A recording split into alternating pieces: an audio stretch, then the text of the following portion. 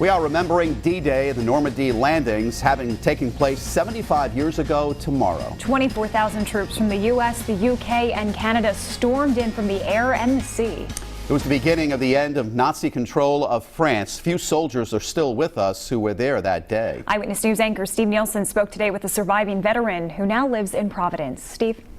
Leo Andrioni said when he first started training in Newport, he listened to the Morse code and thought he'd never pick it up. Now at 95 years old, he says he could still send messages in Morse, just like he did that day 75 years ago.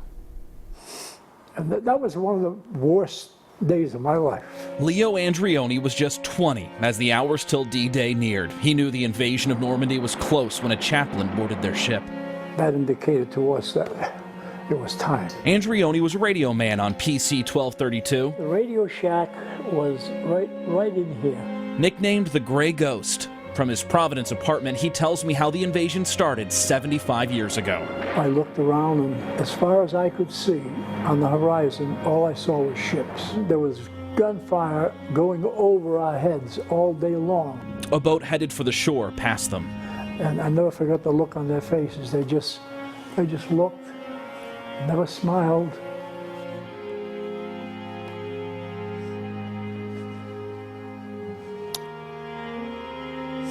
I couldn't forget the look on their faces. For the next 2 days, PC 1232 went from sinking boat to sinking boat, saving the wounded.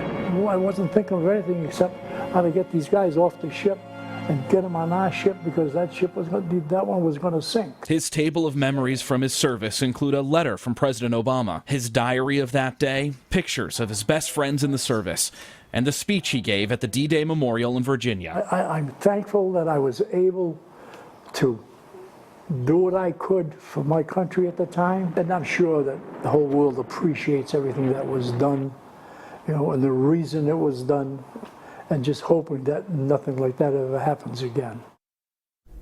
Andrioni said he has 2 anniversaries this week. Tomorrow, 75 years of the worst day of his life, and on the 7th, the anniversary of the wedding that happened 2 years after that day. That's the best day of his life. I'm Steve Nielsen, Eyewitness News.